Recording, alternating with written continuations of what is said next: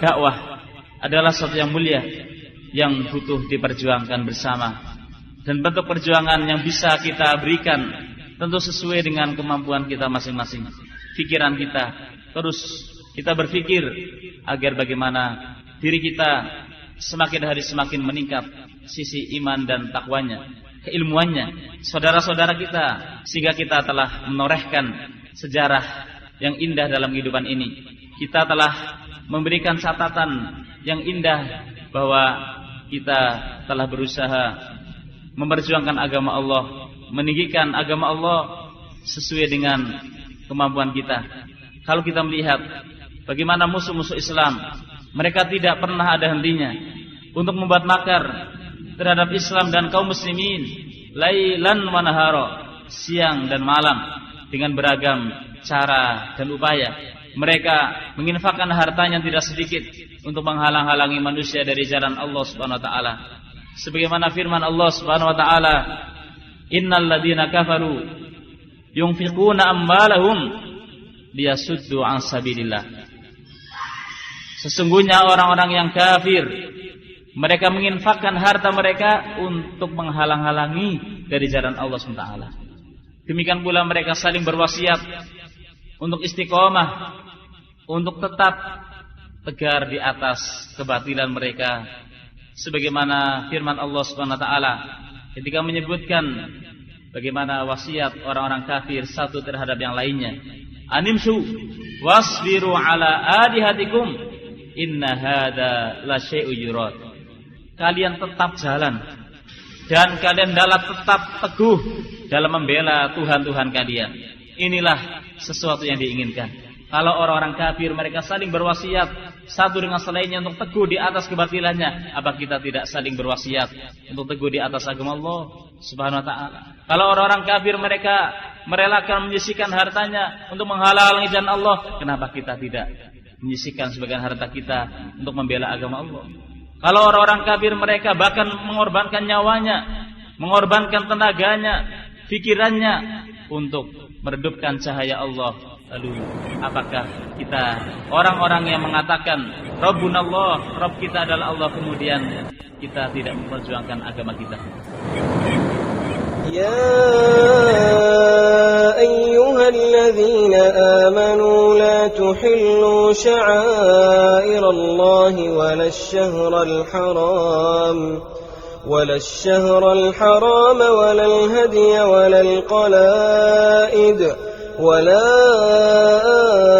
آمين البيت الحرام يبتغون فضلا من ربهم ورضوانا وإذا حللتم فاصطادوا ولا يجرمنكم شنآن قوم أن صدوكم عن المسجد الحرام أن تعتدوا وتعاونوا على البر والتقوى ولا تعاونوا على الإثم والعدوان واتقوا الله إن الله شديد العقاب.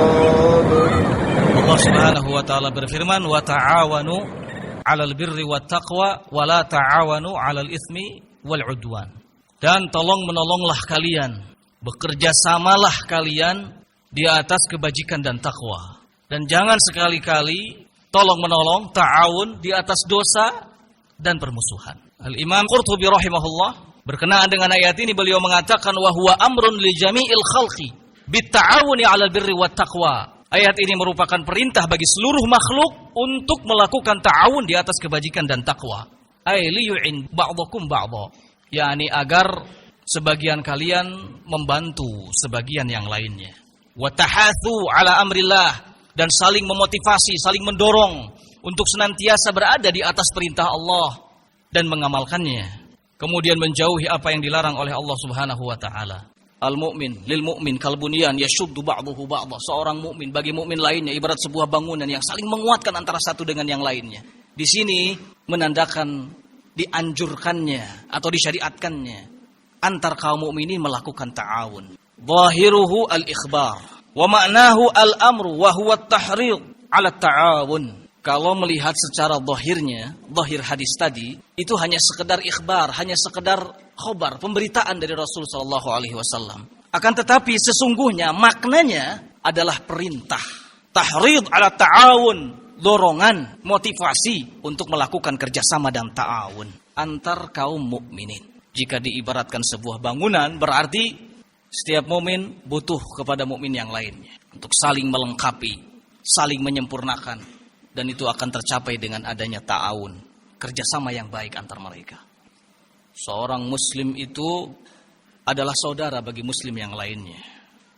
Seorang muslim tidak akan menzalimi saudaranya. Seorang muslim tidak akan menghinakan saudaranya.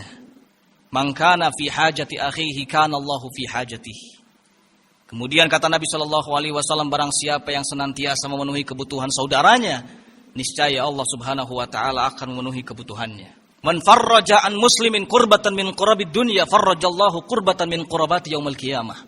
Lalu kata Nabi sallallahu alaihi wasallam, barang siapa yang memberikan jalan keluar bagi seorang mukmin dari satu kesulitan, dari kesulitan-kesulitan dunia, niscaya Allah Subhanahu wa taala akan memberikan jalan keluar baginya dari kesulitan-kesulitan hari kiamat. Man satara musliman satarahullahu yaumal qiyamah. Barang siapa yang menutupi aib seorang muslim, niscaya Allah Subhanahu wa taala akan menutupi aibnya pada hari kiamat. Al-Hafidz Ibnu Hajar Al-Asqalani rahimahullahu taala terkait dengan hadis ini beliau mengatakan wa fil hadithi haddun 'ala ta'awun. Di dalam hadis ini ada anjuran, ada motivasi, ada dorongan untuk saling melakukan kerjasama atau ta'awun, tolong menolong. Kemudian di samping itu juga ada anjuran untuk husnul ta'asyur, senantiasa menampakkan pergaulan yang baik, wal ulfah, dan dorongan untuk selalu menjaga persatuan dan kesatuan. Fabi ayyi ala'i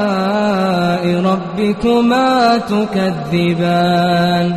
هل جزاء الإحسان إلا الإحسان